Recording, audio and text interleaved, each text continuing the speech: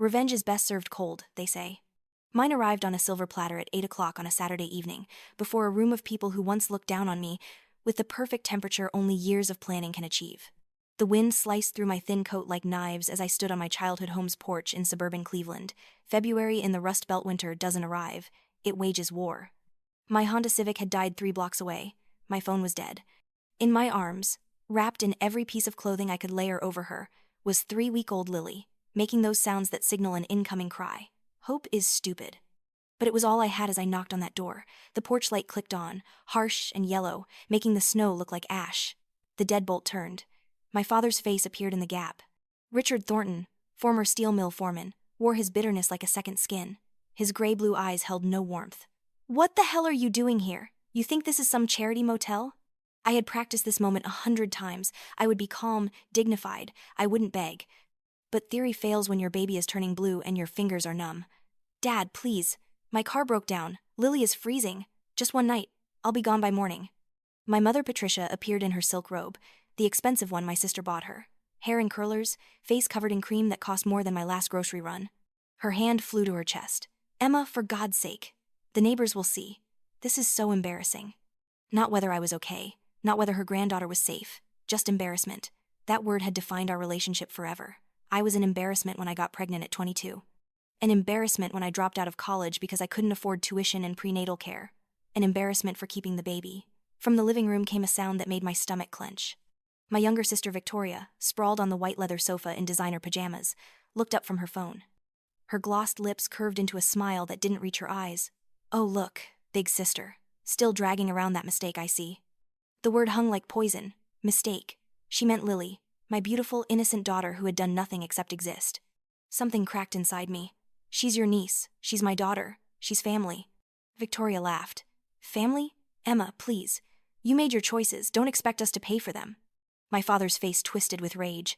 His hand tightened on the doorframe until his knuckles went white. "She's not a Thornton. You decided to ruin your life. You deal with the consequences. We gave you everything. The best schools, the best opportunities. You threw it all away for one night with some loser who couldn't even stick around." Each word was a hammer blow. I'd heard variations before, but hearing it now, with nowhere else to go, felt final. "Dad, please. Just tonight. It's below freezing. Lily could die out here. Should have thought about that before you spread your legs." The vulgarity, the cruelty, the complete absence of love or decency should have destroyed me. Maybe part of me died, but another part crystallized into something hard and cold and determined. My father picked up something by the door. A garbage bag. Black plastic, heavy duty, meant for yard waste. He shoved it into my chest hard enough that I staggered backward. Lily started to cry. "Here. The only thing you deserve. Now get the hell off my property before I call the cops." "Mom," I said, looking past him. "Mom, please." She met my eyes for a second. Something flickered there, regret, maybe shame. Then she looked away, pulled her robe tighter, and walked toward the stairs. "You heard your father." The door slammed. The deadbolt slid home like a gunshot. The porch light stayed on for 10 seconds, just long enough for them to watch. Then it clicked off, plunging us into darkness and snow. I don't remember deciding to move. I remember the cold, bone-deep and soul-crushing, making every breath feel like inhaling glass. I remember wrapping the garbage bag around us, using my body to shield Lily from wind that found every gap. I remember thinking this was how we'd die frozen statues found in the morning. Another sad story for the news. I remember thinking maybe that would be easier. An end to the struggle. Then there were headlights. They cut through the snow like a miracle. I heard an engine deep, rough, American-made. A Ford F-150, older model, dark blue, with a snowplow attachment. The truck stopped beside me. A man climbed out big, not threatening, but solid. Broad shoulders under a Carhartt jacket, work boots, beard dusted with snowflakes, eyes that held simple human concern. "Are you hurt? Can you walk?" My teeth chattered too hard to answer. I shook my head yes, then no, confused. My thoughts were sluggish hypothermia. The man decided. "Okay, let's get you warm." He moved quickly, pulling an army blanket from behind his seat, wrapping it around us. Then he scooped us both up and carried us to his truck. The passenger seat was warm, heat on full blast. As we pulled away, I looked back once. I saw my parents' house, all windows lit, warm and inviting to anyone who didn't know what lived inside. A shadow moved past the upstairs window me mother, heading to bed, ready to forget. Asterisk, I will never forgive them, asterisk, I thought. And that thought wasn't born of hurt. It was born of something that burned hot and bright. The man drove 10 minutes before pulling up to a building community emergency shelter. Warm light spilled from windows. "It's not fancy, but it's warm and safe. They'll take care of you tonight." I looked at him. Really looked. Kind face, weathered, with smile lines. No judgment. "Thank you." "I don't know how to thank you." "No thanks needed. I'm Marcus, by the way. Marcus Chen. I volunteer here. Snow nights like this, I drive around looking for folks who need help." Marcus helped me inside, carrying Lily while I leaned on his arm. The shelter was warm. So incredibly, blissfully warm. Cots, sleeping bags, a kitchen, a play area. A woman named Nancy hurried over. She checked us both. "She's okay. Babies are tougher than they look. But you got her out just in time. Another hour and we'd be having a different conversation." That night, lying on a cot with Lily in my arms, I made a promise. This would never happen again. Not the desperation, not the begging, not the powerlessness. I was going to build a life where we'd never be at anyone's mercy. Not my parents, not anyone. Hope might be stupid, but so is underestimating a mother pushed too far. Number rising from the ashes. The next few days gave me time to plan. I called Sarah, a college friend I hadn't spoken to in over a year. I wasn't sure she'd even answer. She did. "Emma, oh my God, where have you been?" I told her the abbreviated version. The eviction, the car, the night in the storm. Not about my family's rejection. That wound was too raw. "Come to Austin," Sarah said immediately. "I'm serious. You can stay with me until you figure things out. The city is booming. Tech jobs, creative industries, and the weather is better." So I did. Getting on that Greyhound with everything I owned in 2 garbage bags was one of the hardest things I've ever done. It meant admitting defeat. It meant leaving behind everything familiar. It meant trusting that somewhere, there might be a place for someone like me. The ride took 2 days. Lily slept through most of it. I spent those hours watching the landscape change from industrial gray to rural green to wide-open southern expanses. With each mile, something shifted inside me. The old Emma, who apologized for existing, was being left behind. Sarah was waiting at the Austin station. When she saw me, she didn't recoil. She ran forward and wrapped us both in a hug. "You're safe now. You're home." Home. Strange word for a city I'd never seen. But as Sarah drove us through Austin's streets, I felt something I hadn't felt in a long time. Possibility.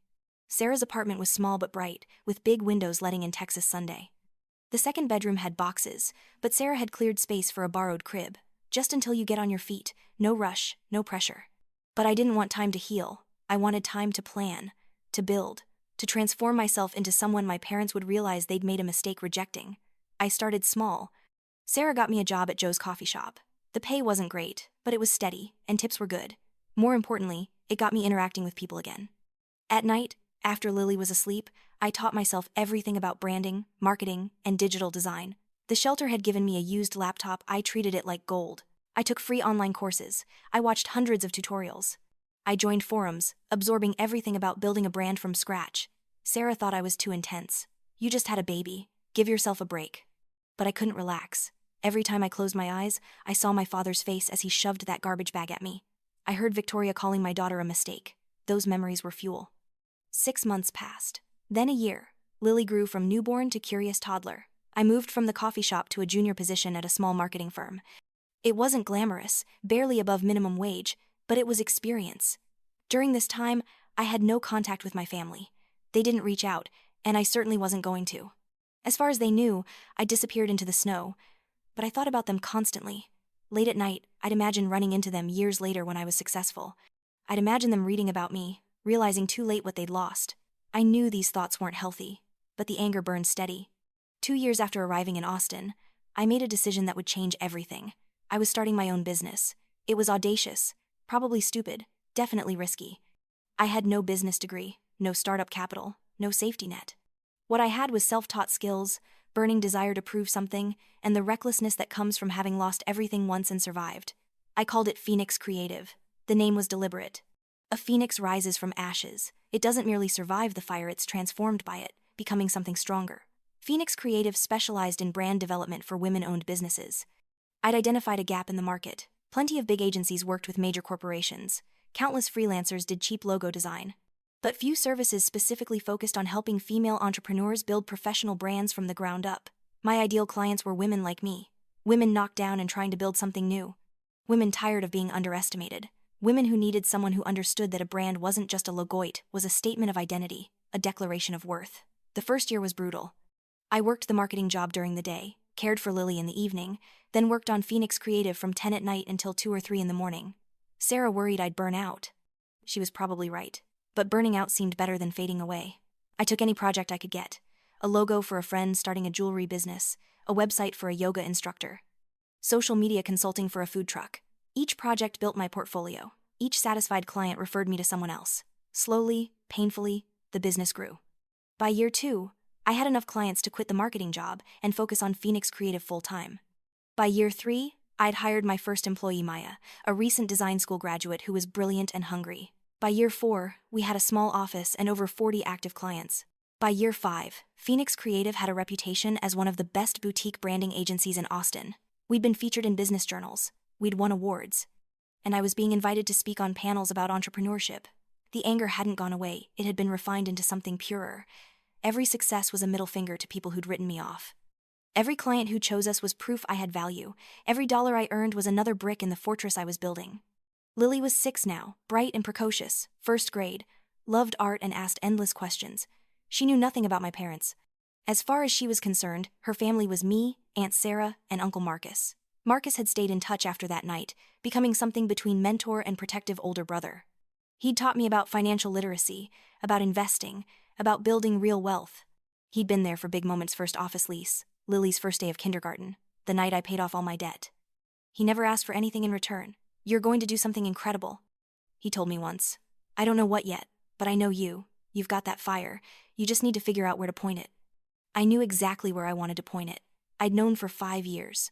I just needed to wait for the right moment. Then, on a random Tuesday while scrolling Instagram during lunch, I saw it.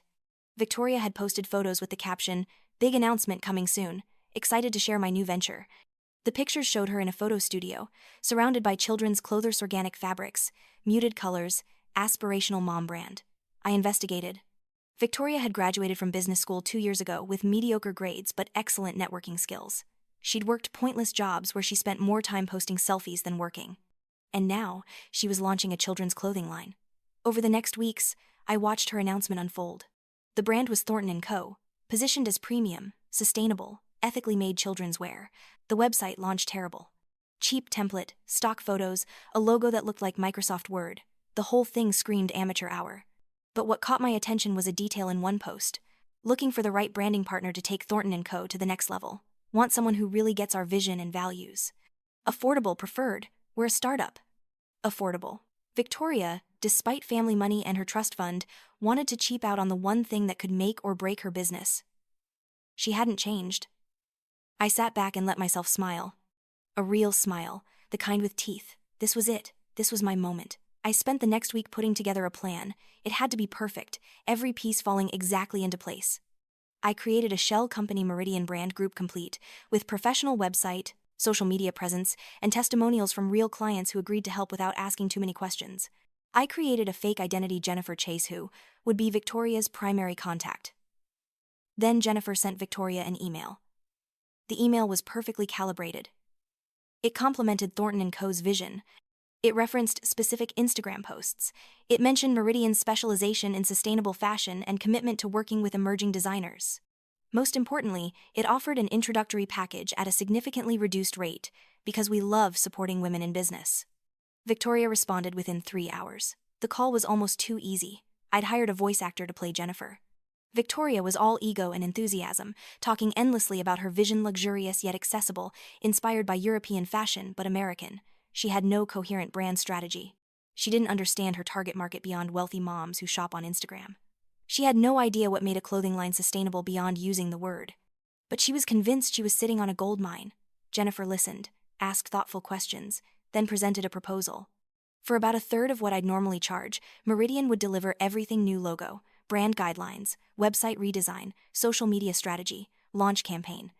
"That seems almost too affordable," Victoria said suspiciously. "We're building our portfolio in sustainable fashion," Jennifer explained smoothly.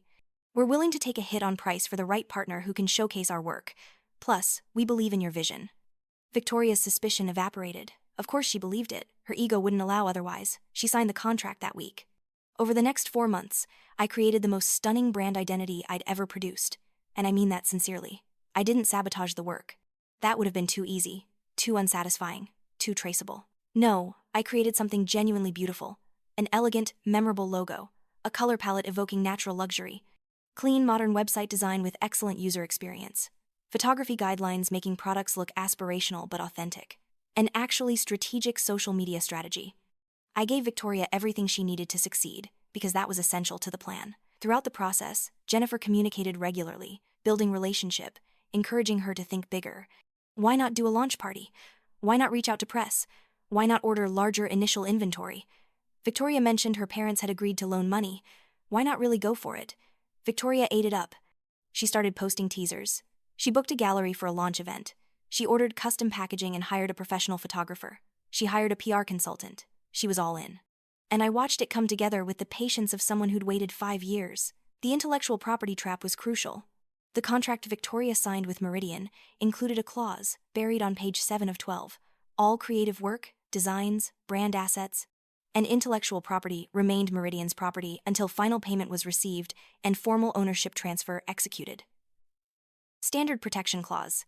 Victoria hadn't read the contract carefully because rich people who get everything handed to them don't worry about details. She just signed where Jennifer told her to.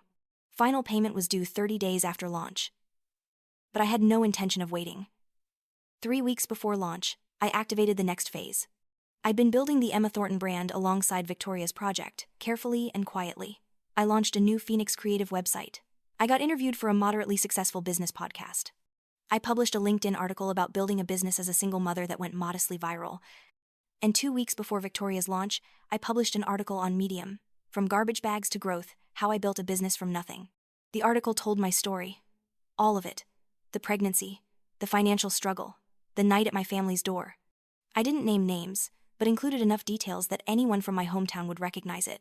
The wealthy Rust Belt family, the sister launching a business, the parents who valued reputation over family.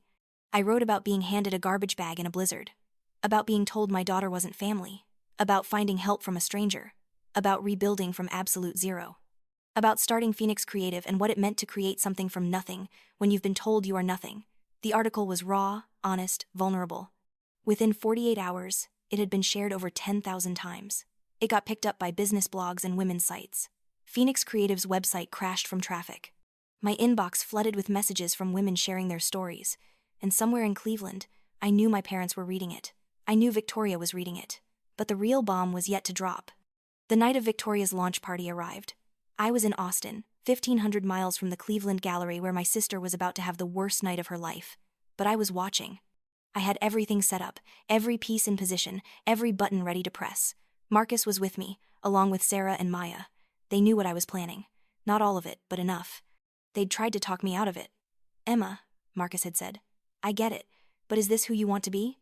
I love you, Sarah added, but I'm worried this is going to consume you. But they didn't understand. This wasn't about petty revenge. This was about justice, about making sure people who inflict cruelty face consequences, about showing my daughter you don't have to accept being treated as less than human. The party started at 8. I had a freelance photographer there who thought she was just covering a launch event. She sent me photos in real time. Victoria in a designer dress, my parents older but still radiating smug satisfaction. Local press, influencers, business owners, all gathered to celebrate the next Thornton legacy. At 8:15, Victoria took the small stage, champagne glass in hand, ready to give her speech. My photographer sent video. I watched as my sister smiled, thanked everyone, talked about her vision for ethical fashion. At exactly 8:20, I pressed the first button. The screen behind Victoria went black. Confusion. Nervous laughter. Someone rushing to check technical setup. Then the screen came back on. But instead of Victoria's branding, it showed the Phoenix Creative logo. Clean, professional, unmistakable. And beneath it, all creative work and intellectual property. Phoenix Creative. CEO Emma Thornton. I watched through video as confusion spread. People looking at phones, probably Googling Phoenix Creative, Googling Emma Thornton. Victoria's face went from confident to puzzled to panic. Then I pressed the second button. The Thornton & Co. website went down. Instagram, Facebook, Pinterest all vanished in orchestrated simultaneous deletion. In their place appeared a redirect to a statement. The statement explained that all brand assets for Thornton & Co.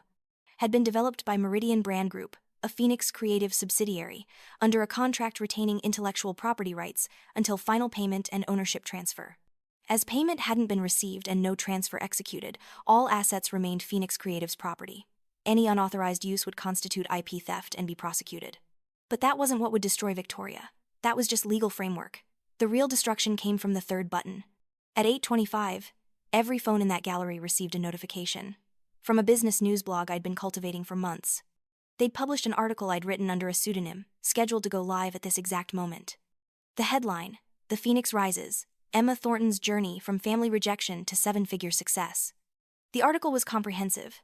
It included excerpts from my Medium post but expanded significantly. It detailed my background, my family's wealth and position in Cleveland, the blizzard night. It didn't name my parents or sister directly, but included enough identifying details that anyone reading would know exactly who I meant. The prominent Rust Belt family. The steel industry money. The launch party happening that very evening for a children's clothing line. The article traced my Austin journey, Phoenix Creative's founding, our growth and success. It included client testimonials, revenue growth data, and embargoed news. Phoenix Creative had just closed a significant seed funding round led by a prominent Austin VC firm. We were valued at $7.2 million. The article's conclusion was devastating.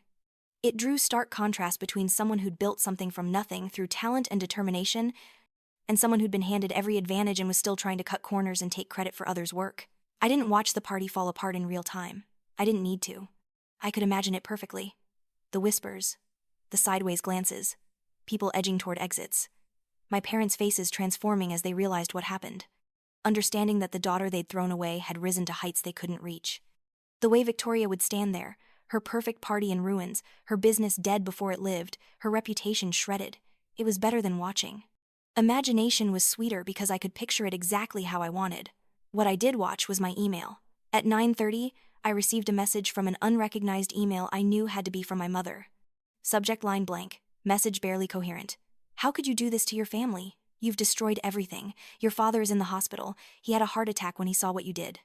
Victoria is devastated. You've humiliated us in front of the entire community. We gave you everything, and this is how you repay us?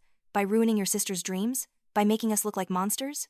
We were trying to teach you responsibility. You were always so ungrateful, so selfish. You haven't changed. Still that irresponsible girl who threw her life away. How can you be so cruel? So vindictive? We're your family." I read it 3 times. I waited an hour before responding. I felt every emotion: anger, satisfaction, a tiny flicker of guilt I immediately squashed. And finally, cold clarity. I replied with 3 sentences. "I didn't burn this bridge. I'm simply standing on the far side, watching it burn from where you pushed me. Send my regards to your investors." Then I blocked the email and phone numbers. I set up filters to auto-delete emails containing their names. I was done. Completely, totally, irrevocably done. My father did have a heart attack that night, not severe, but enough to require hospitalization. My mother blamed me publicly, told anyone who'd listen that her eldest daughter was a vindictive monster who nearly killed her own father. Victoria disappeared from social media for 6 months. I felt nothing. Or rather, I felt exactly what I expected. A sense of completion, of a chapter closed, of a debt paid in full. The story of Victoria's launch party spread through Cleveland's social circles like wildfire. It made its way onto local gossip blogs and community forums. People who'd known my family suddenly remembered every condescending comment, every instance of casual cruelty, every time the Thorntons had looked down on someone they deemed beneath them. The narrative flipped. I stopped being the irresponsible daughter and became the wronged child who'd overcome incredible odds. My parents stopped being respected pillars and became the people who'd thrown their daughter and infant granddaughter into a blizzard. Victoria stopped being the promising young entrepreneur and became the spoiled rich girl who tried to steal someone else's work. That narrative shift was the real victory. I hadn't just destroyed Victoria's business, I'd destroyed the carefully constructed image my family had spent decades building. I'd exposed them as exactly what they were. Phoenix Creative exploded. The story, while not covered by major national media, spread through entrepreneurship and small business circles. I became a cautionary tale about protecting intellectual property, a success story about overcoming adversity, and a folk hero to anyone who'd ever felt wronged by someone with more money and power. We went from 40 clients to a waiting list of over 300 in under 2 months. I hired 5 more designers and project managers. We moved into a real office with exposed brick and big windows. We started turning down projects, being selective about clients and businesses we wanted to represent. The venture capital money allowed expansion beyond my dreams. We launched an educational program for women entrepreneurs, offering free branding workshops and resources. We created a fellowship program, bringing in talented designers from underrepresented backgrounds. We became not just a business, but a mission-driven organization, helping people build something from nothing. Through it all, Lily grew. She turned 7, then 8. She started asking about family, why she didn't have grandparents like her friends. I told her age-appropriate truth, that sometimes families aren't kind. That sometimes people who should love you fail to. That we'd built our own family with Aunt Sarah and Uncle Marcus, and everyone who'd chosen to show up. She seemed to accept this. Children are remarkably resilient when they feel loved and secure, and Lily had never lacked either, not since that blizzard night when I decided we'd survive and then thrive. 2 years after Victoria's failed launch, Phoenix Creative received an invitation that felt like the universe acknowledging what I'd built. The Texas Businesswomen's Association was hosting their annual conference in Austin, and I'd won the Breakthrough Entrepreneur of the Year award, one of the most prestigious honors in the state business community. The ceremony was Saturday evening at a premier Austin conference venue. 500 people would attend, including journalists, investors, established business owners, up-and-coming entrepreneurs. It would be filmed and live-streamed. Covered by local and state media, everything Victoria's launch party was supposed to be, magnified by 1,000. Marcus helped me pick what to wear. He'd become more than a friend over the years, though we'd never formally defined it. He was just there, steady, supportive, showing up for Lily's school plays and Phoenix Creative's milestones and quiet everyday moments. You should wear something powerful. Something that makes a statement.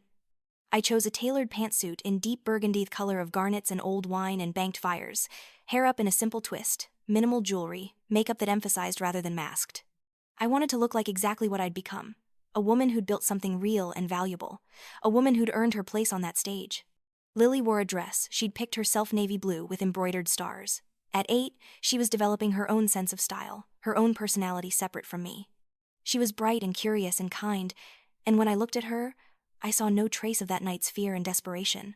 She was warm and safe and loved, and that was my greatest success. Sarah came with us, of course, and Maya, and several key Phoenix Creative team members. They were my family now, people who'd chosen me and stood by me and celebrated my victories as their own. The ceremony began at 7, several awards before mine, each celebrated with applause and speeches. I watched from the front row, Lily on one side and Marcus on the other, letting myself feel the moment. Not just anticipation, but the reality of where I was. In a room full of successful, ambitious, talented people who saw me as their peer, who respected what I'd built, who had no idea about garbage bags and blizzards and slammed doors, except I was going to tell them. When my name was called, I stood and walked to the stage with my head high and shoulders back. The applause was thunderous. I accepted the award. A beautiful glass sculpture shaped like a phoenix and took my place at the podium. I'd written and rewritten my speech a dozen times. Practiced it until I could recite it in my sleep. But standing there, looking at all those faces, seeing Lily with her gap-toothed smile and Marcus with his steady, proud expression, I realized I didn't need prepared remarks. I needed truth. Thank you for this incredible honor and for giving me this platform tonight. I want to tell you a story, if you'll indulge me. A story about fire and ice, and what happens when you're forced to choose between freezing to death and learning to make your own warmth. And then I told them everything. The pregnancy and judgment, losing my apartment and my car breaking down on the coldest night, standing on my parents' porch with my newborn, begging for shelter, and being handed a garbage bag before the door slammed, Marcus finding us before we froze. The bus ride to Austin with everything in trash bags. I told them about nights working after Lily slept, teaching myself skills I couldn't afford to learn in school. About the first client who took a chance. About building Phoenix Creative from nothing, brick by brick, client by client, failure and success and lesson learned. I told them about seeing my sister's business launch and recognizing an opportunity. Here I paused carefully. I didn't detail the revenge plot. I didn't gloat about Victoria's humiliation. I simply said I'd used my skills and business to prove a point, that the girl they'd thrown away was worth more than they could imagine. That their rejection hadn't destroyed me but forged me into something stronger. The room was silent as I spoke. I could see people wiping their eyes, others nodding, recognizing parts of their own stories. People often say success is the best revenge, but I think they've got it wrong. Success isn't about revenge at all. Revenge is about the past, about settling scores and evening balances. Success is about the future, about building something so strong and valuable that people who tried to break you can never touch you again. About creating a life where their approval or disapproval becomes completely irrelevant. I looked directly at the camera filming the ceremony, knowing that somewhere, somehow, my parents might see this. That Victoria might see this. That everyone who'd ever doubted or dismissed or treated me as disposable might see this. My family gave me a garbage bag on the coldest night of the year. They intended it as an insult, a final dismissal, proof I was worth nothing more than trash. But what they didn't understand is that sometimes, when you have absolutely nothing left to lose, you become free. Free to rebuild yourself exactly as you want to be, free to choose your own family and path, free to turn that garbage bag into a symbol of survival and that survival into something beautiful. I held up the Phoenix Award, letting it catch the light. This isn't about proving anything to people who rejected me. They're irrelevant to my story now, except as antagonists who made the protagonist stronger. This is about proving something to myself. And more importantly, proving something to my daughter, who's sitting in the front row looking ridiculously adorable in that star dress. Lily waved, and the audience laughed warmly. I want her to grow up knowing she came from strength, not shame. That she's not a mistake but a miracle. That circumstances of her birth matter far less than the life we've built together. I want her to know family isn't defined by blood but by choice, by who shows up when things are hard, by who celebrates your victories and holds you through defeats. I paused, gathering thoughts for the conclusion. I named my company Phoenix Creative for a reason. A phoenix doesn't just survive the fire, it's transformed by it. It rises from the ashes, not as what it was before, but as something entirely new, something tested and purified and made stronger by flames. My voice caught slightly. I took a breath. To everyone here tonight who's ever been told you're not enough, who's been rejected or dismissed or counted out, hear this. They were wrong about you. Every single person who made you feel small or worthless or disposable, they were wrong. You contain multitudes. You have gifts the world needs. And if people who should have loved you failed to see that, then build your own fire. Gather people around it who appreciate its warmth. And let it burn so bright that everyone else can see what those people missed. The applause started before I finished, building to a standing ovation that lasted long enough to make me uncomfortable but also proud and validated and seen in a way I'd never experienced. I stepped down and was immediately enveloped by Lily, who hugged me around the waist with fierce 8-year-old intensity. That was really good, Mom, she whispered. I'm proud of you. And in that moment, I realized something important.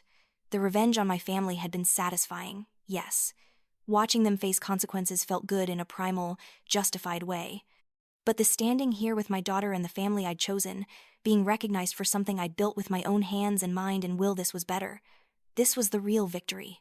The evening continued with networking. Congratulations, business cards exchanged.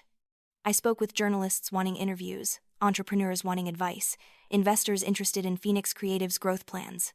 Marcus stayed close, running interference when I needed a break, making sure Lily had snacks and entertainment when adult conversations got boring. Around 10, my phone buzzed with a text from an unknown number. I almost deleted it without reading, assuming it was spam. But something made me open it. It was from Victoria. I saw your speech. I saw the article about the award. I saw everything. I wanted to tell you that I'm sorry. I know that doesn't mean anything now. I know I don't deserve forgiveness or even a response, but I'm sorry for what I said that night. For calling Lily a mistake, for being cruel and shallow and exactly the kind of person who deserved what you did to me.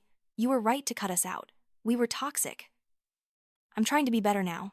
I'm in therapy. I'm working a regular job, not trying to be an entrepreneur anymore because I realized I don't have what it takes. Not like you do. I'm learning humility. It's hard. Anyway, I just wanted you to know that I'm sorry and that I'm proud of you, even though I have no right to be. Congratulations on everything. I read the message 3 times. I felt Sarah reading over my shoulder. Are you going to respond? She asked quietly. I thought about it. I really did.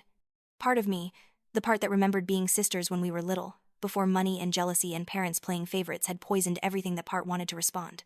Wanted to offer some kind of olive branch or acknowledgement or closure, but the stronger part, the part forged in that blizzard and tempered by years of struggle, knew better. This wasn't my burden to carry. Victoria's journey to becoming a better person was her own work to do, and she didn't need my forgiveness to do it. I didn't owe her that. I didn't owe her anything. I deleted the message without responding and blocked the number. That might seem cold, unforgiving. The kind of thing people criticize when they talk about the importance of family and forgiveness and letting go of grudges. But those people have never been handed a garbage bag in a blizzard. They've never had to choose between begging for crumbs from people who despise you or building something from nothing with no safety net. Forgiveness is not owed, it's earned, and some debts are too large to ever be paid in full. The years that followed were good ones. Phoenix Creative continued to grow, expanding into consulting and education, creating resources that help thousands of women launch and grow their own businesses. We opened a second office in Denver.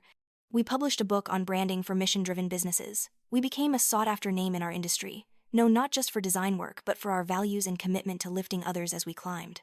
Lily grew into a confident, creative, compassionate young woman. She developed a talent for art and a passion for social justice. She knew her story, knew where we'd come from, and she wore it not as a wound but as a badge of honor. She told people her mom was the strongest person she knew, and hearing her say that mattered more than any business award ever could. Marcus and I did eventually figure out what we were to each other. It happened slowly, naturally, without drama or grand declarations. One day I realized he wasn't just my friend but my partner in every way that mattered. We had a small ceremony at City Hall, just us and Lily and Sarah and a few close friends. No white dress, no big party, no family drama. Just two people who'd chosen each other, committing to keep making that choice every day. I never had any contact with my parents again. I learned through the grapevine that my father had eventually recovered from his heart attack but had taken early retirement, that my mother had become more withdrawn, less active in social circles, that they'd moved to a smaller house after some financial troubles. I felt nothing when I heard these things. No satisfaction, no pity, no curiosity. They were strangers now, people I used to know in another life. Sometimes people would ask me if I regretted what I'd done to Victoria. If I thought I'd gone too far, been too vindictive, crossed some line of common decency. And my answer was always the same. I don't regret protecting my intellectual property from theft. I don't regret building a successful business. I don't regret telling my story publicly. Those are facts, actions, business decisions. If the natural consequences of those decisions included exposure and embarrassment for people who treated me cruelly, well, that says more about them than it does about me. Because here's what I learned from that whole experience. From the blizzard to the triumph and everything in between. You don't owe niceness to people who have been cruel. You don't owe silence to people who have tried to silence you. You don't owe forgiveness to people who have never asked for it or done the work to deserve it. What you owe is to yourself and to the people who depend on you. You owe yourself the dignity of standing up when you've been pushed down. You owe yourself the right to tell your story in your own words. You owe yourself the opportunity to build something beautiful from the ashes of what was burned, and if that makes you the villain in someone else's story, so be it. You know the truth. The people who matter know the truth. And ultimately, that's enough. 10 years after that night in the blizzard, Phoenix Creative celebrated its 10th anniversary with a party at our office. We'd grown to a team of 35 people, with clients across the country and an industry reputation that opened doors and created opportunities. We'd helped launch over 500 businesses, most of them women-owned, many of them founded by people who'd faced obstacles similar to mine. At the party, surrounded by my team and my family and my chosen community, I gave a short toast. I thanked everyone for their hard work and dedication. I talked about our mission and values and vision for the next 10 years, and then I ended with something I'd been thinking about lately. A fire can destroy, I said, raising my glass. But it can also purify, transform, and illuminate. It can clear away the dead wood and make room for new growth. It can warm those who gather around it and light the way for those who are lost in the dark. The question is never whether you will face fire in your life, because you will. The question is what you will do with it. Will you let it consume you, or will you use it to forge something stronger? Everyone drank to that, and then the party continued with music and laughter and stories. At some point, I stepped outside for a moment of quiet, standing on the balcony and looking out over Austin's skyline. The city that had taken me in when I had nowhere else to go, the city where I'd rebuilt myself from scratch. Mom? Lily came out to join me. She was 18 now, getting ready to start college in the fall. She'd decided on art school, with plans to study design and maybe eventually join Phoenix Creative if that was where her path led. You okay? I'm perfect, I said, and meant it. I was thinking about how far we've come. She leaned against the railing next to me. Do you ever think about them? Your parents, I mean. Victoria? I considered the question honestly. Sometimes, less as time goes on. They're like characters in a story I read a long time ago. I remember the plot, but they don't feel real anymore. Do you think they ever think about us?